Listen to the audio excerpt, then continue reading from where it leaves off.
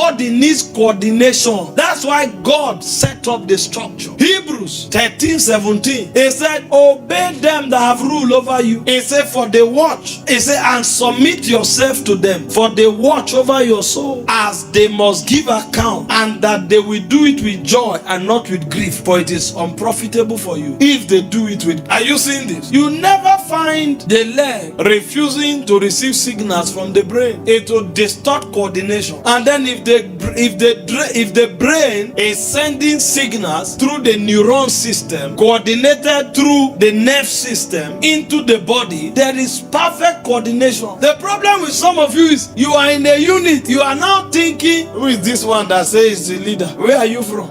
That will be your leg insisting that the only way I can take instruction is when the head move from here and come here. If the head don't talk to me directly, there's no way I will. We don't know how to interact because we have not seen the church in its full picture. Some of the things that send instruction to different parts of your body, they are so tiny and look so irrelevant. But those lymphatic system, those nerve systems are the ones that transmit signal. Your body obeys. Giant organs, small organs, they all follow. So you can be a giant where you are. Whatever transmit the instruction, follow. It's a coordinated system. This leader they brought now, he's on his, well, let's see what he can do.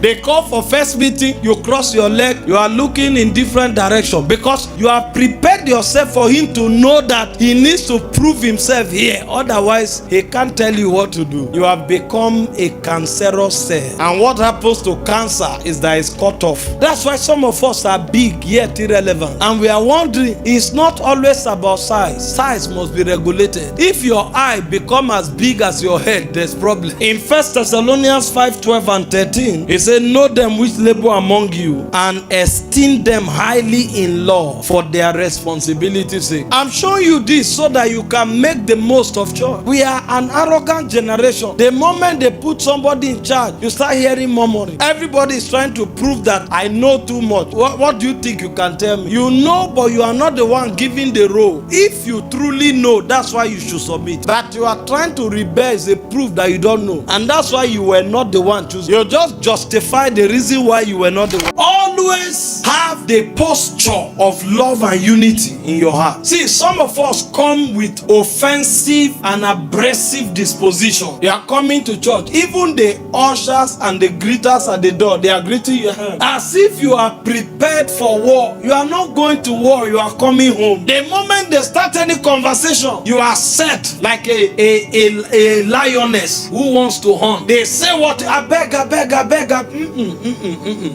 No. See, let your heart be ready to accept and absorb offense even before it comes. That's how you position yourself. You should be convinced and persuaded before you can accept something that is wrong to be the state. You should make a defense because of how much you believe in the church. And I'm not saying don't be discerning or naive. Have a lot of bandwidth, a lot of accommodation in love so that unity can prevail. Because a house divided against itself, Mark 3:25, cannot stand. Jesus was speaking in John 13:34-35. By this shall all men know that you are my disciple. By this shall all men know that you are my disciple, if you love one another. He now said, a new commandment I give unto you. This is what I'm looking for. That you love one another as I have loved you, that you also will love one another. Love to a fault. Let your love forbear. Let your love forgive. Let your love accommodate. Some of us are too shallow when it has to do with love. That's why even though we are gathered together, we are not one. Go and look at the early church. See how they grew in power. It took oneness. Luke 24:49. Jesus said, tarry until you are endued with power from on high. So their togetherness already was a precursor for power. And then in Acts 2:1, the Bible said they were in one accord, and suddenly they heard a sound as of a rushing mighty wind. They are being in one accord, opened the heaven. And then you go to Acts 2:46. It said this time they were not just in one accord, it's a singleness of heart. So they went beyond being together because they were in one building to heart connection. At that point, they became invincible. Singleness of heart. So they migrated from being together to being in one accord to becoming single of heart. Being together is you are confined in one place. Being in one accord means you are operating as one, you are thinking as one. That means one philosophy and one operation guards you. We pray together, we fast together. But singleness of heart means you are now connected, you are bonded. This is what makes the church invincible. Believing is a component of faith, but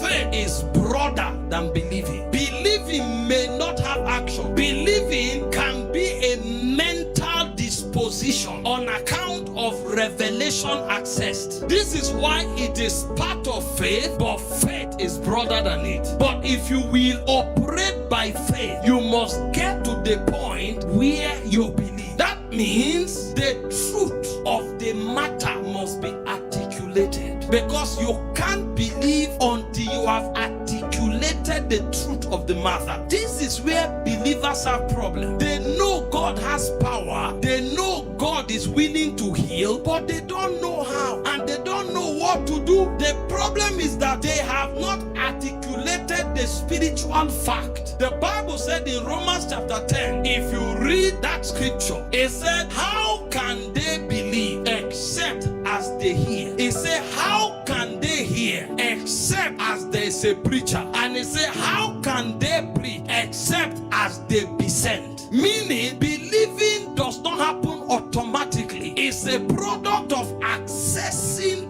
truth and analyzing and understanding the components of truth. And I can tell you that many believers don't believe. They think they do, but they don't. Because for you to believe, you must understand. If you are not aware, you can't believe. Go read the story of the woman with the issue of blood. She was there. The Bible said for 12 years, 12 long years, she was spending money trying to gain solution from everywhere. She had the capacity of receiving healing, but she had not heard until a point came. The Bible said that she heard about Jesus. Hearing about Jesus is not just that Jesus is coming. She heard that there is a man, when he lays hands on the sick, they recover. She heard that there is a man who can cast out devils. She heard that there was a man who could multiply loaves of bread. She sat down and heard until she was persuaded. The proof that you have believed is that you don't only understand, but you are now persuaded. When you get to that point of being persuaded of the veracity of the information you have gathered, you have entered the realm of believing. That's where the journey of faith begins.